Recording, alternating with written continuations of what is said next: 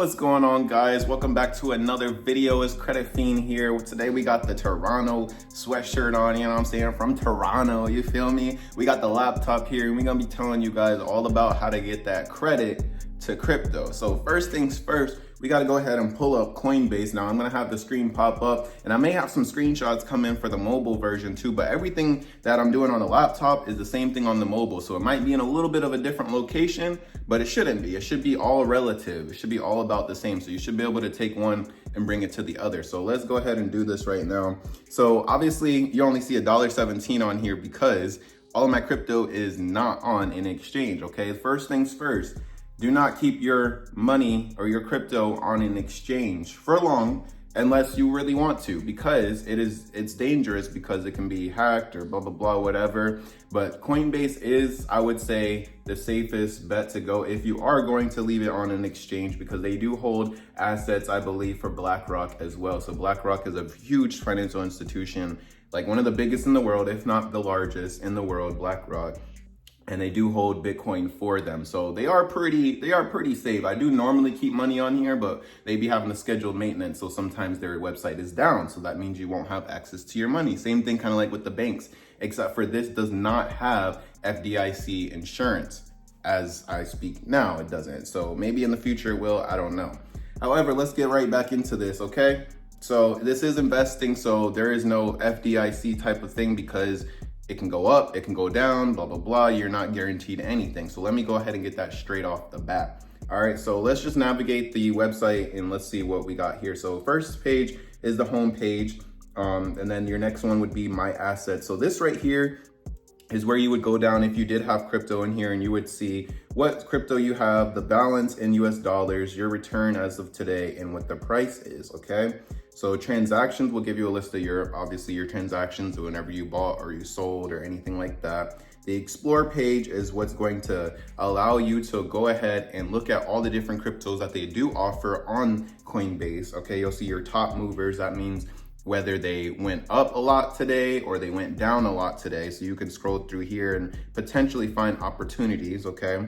If you scroll down, you'll see the prices, and you can normally just filter by the name. So if you want to go ahead and search for a certain particular crypto, you can do that. Across the side, you'll see this gives you the charts basically. So what has been the movement in that amount of time. So in the last hour, you'll see it change. Say you see the change is 0.26% in the last hour, but I like to stay either in the daily or the weekly, okay?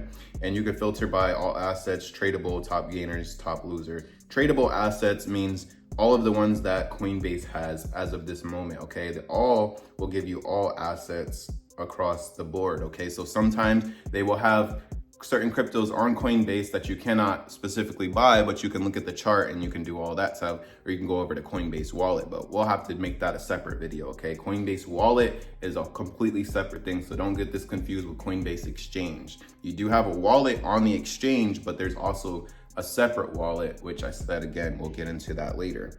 You can scroll down and you'll see all the different cryptos that they offer here. If you go to tradable assets, you'll see all the ones that they offer. They do offer quite a bit. So if you want to go through and scroll through those, have some fun there. Futures trading, this is more on an advanced level, okay? If you're looking at this video, more than likely you're not on this level yet. And this is also, trading is a lot more risky than just buying and holding, I would say, in my opinion. So futures trading is essentially using leverage, and you're longing or shorting the market, essentially, whether you're saying that this particular coin is going to go up or down by a certain amount of time. Okay, so that's it in a nutshell. Learning rewards, this is where you can get free crypto or free money just by learning. So as you see, it says earn $49, earn and learn and earn about crypto, okay? So this will tell you how much you can earn, and it'll tell you you'll earn that amount of money in that currency or that crypto. Click start,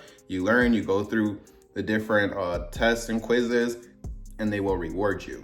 I know you're wondering what this is. So this is just a thing for trading if you're going to be trading and stuff like that. So it's free for the first 7 days and then you can cancel it.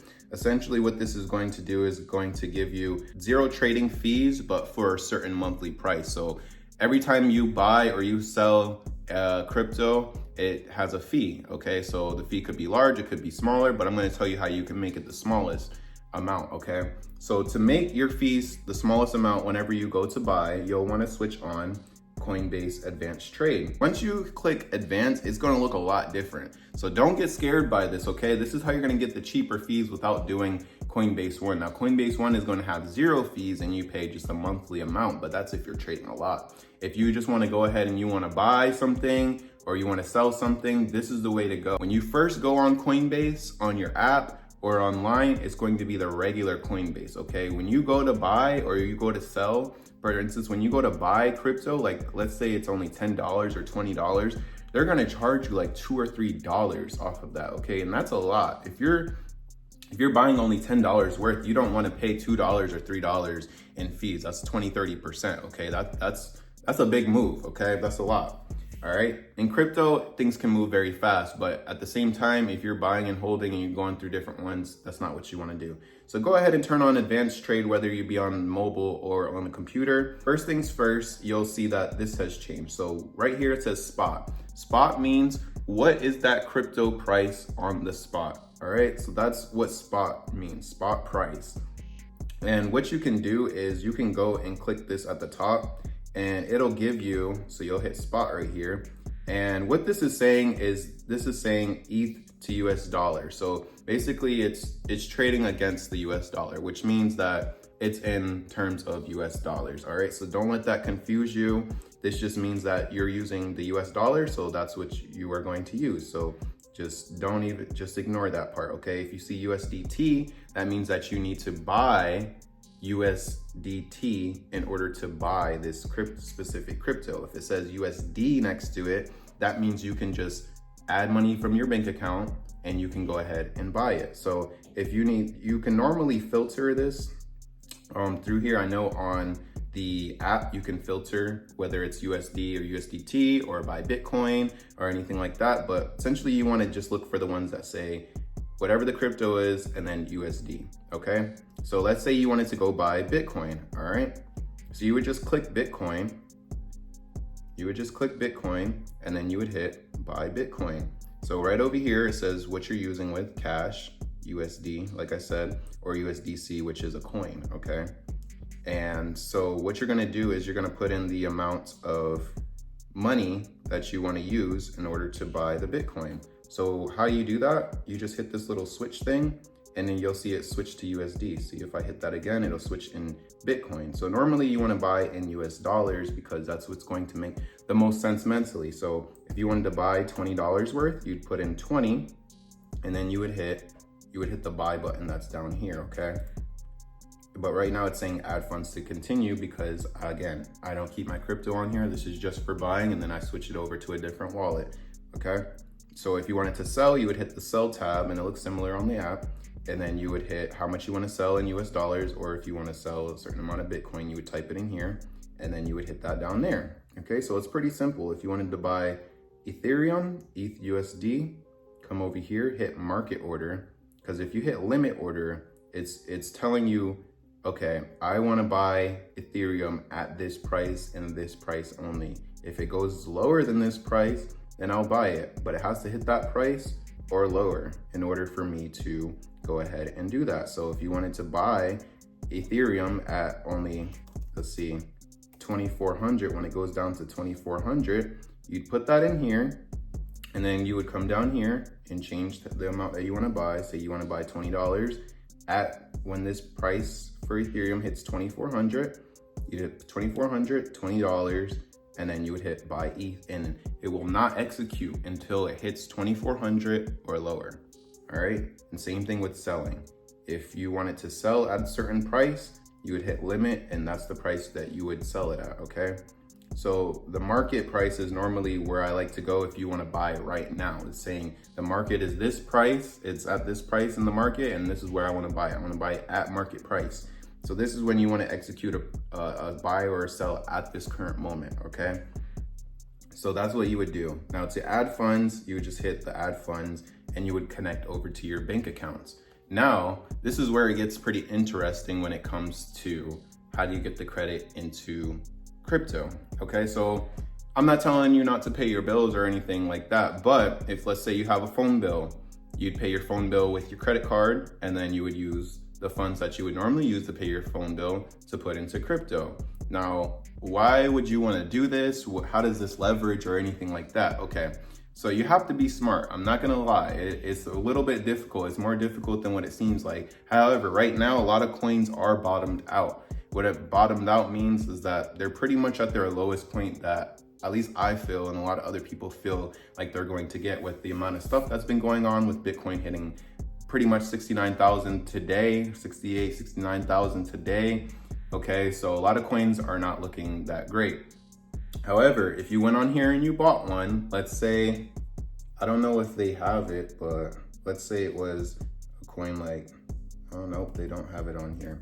Okay, so normally there's a certain coin that I would like to buy. It's like 0x0 or Beam or anything like that, but they don't have those on here. So I'd have to go on Coinbase wallet and do Uniswap and switch and all that type of stuff. So let's just say we had Solana right here, okay?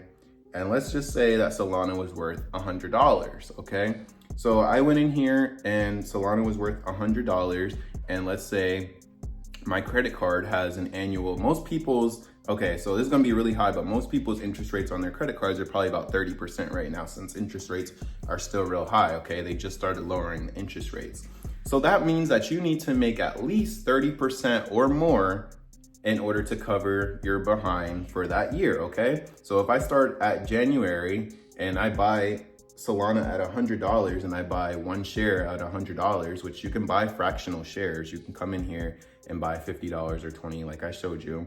If I come in, I buy Solana at $100 and I use $100 worth, and now it's at $170, I just made $70. So that's easily 70% right there, okay? So that's kind of what I mean by you have to leverage, and you kind of have to know what you're doing and what you're getting yourself into, because it might not always go up. Now, I bought Solana, I was buying Solana at $24, $25 a share, okay? So now from there, I sold around $100 or so, but I made 400%. So by me using my credit card, the funds from my credit card at 30% a year, and I made 400% on that, I mean, you could do the math on that, okay? So I profited. This is kind of the things that you wanna kind of look at when you're doing this, okay? If Bitcoin right now is at 68,000, okay? It's projected to go up to at least 100K, all right? So that is about $32,000. Yeah, about $32,000 from where it's at currently now. So 32 divided by 68 is going to give you roughly about 40 to 50%, okay? So if you were to invest in Bitcoin right now, you would hope that it would get to 100,000 before you were to lapse on your credit card for a full year and pay that 30% in interest, okay? So now, if it goes up there and you only paid 15% in interest, or you paid half of the interest that you normally would, and it goes up to 100K, well now that's about, like I said, like 40, 50%, and you take that off the 15% that you would have paid in interest for like half the year. Let's say it takes 6 months or something like that. You're still in profit, okay? So that's kind of what I'm getting at when it says to leverage the bank's money, or leverage your credit cards, or you turn your credit into crypto and let it grow for you. Now, this is all an ideal, okay? This is all what we hope to happen. But again, just letting you know, it may not happen, okay? You have to be smart about this, and you have to play the game, all right? So when I talk about leveraging the bank's money and stuff like that, it's trying to be smart with it, all right? If you look at the way the state of the world and the way prices are going up and everything's going up in price, it makes more sense to try to invest that money rather than eventually you're gonna spend it. I mean, come on, let's be real now. You work hard every day, you come home, you're gonna want something nice. Other people are gonna want something nice. There's Christmas, there's birthdays, there's this, there's that. If you spend all your money on crypto, you're not gonna be able to spend it on other things. And when this goes up, which hopefully it does, right? The coins that you bought, hopefully you do profit. Now you made your money back plus some. So this gets you some sort of passive income to where you're not having to work even more, because like I said, everybody works hard, right? And everybody works hard for their money, okay? So again, be careful with this, but this is a way to leverage your credit cards and to make some money. that's all I got for you guys. I hope you guys enjoyed this video. Let me know if you guys want to know what coins I'm specifically investing in currently. I mean, it is a little bit confusing and nobody knows at the end of the day, but if you want to know, let me know and I'll make a video about it. But hey, we fiending for this credit. We fiending for this crypto.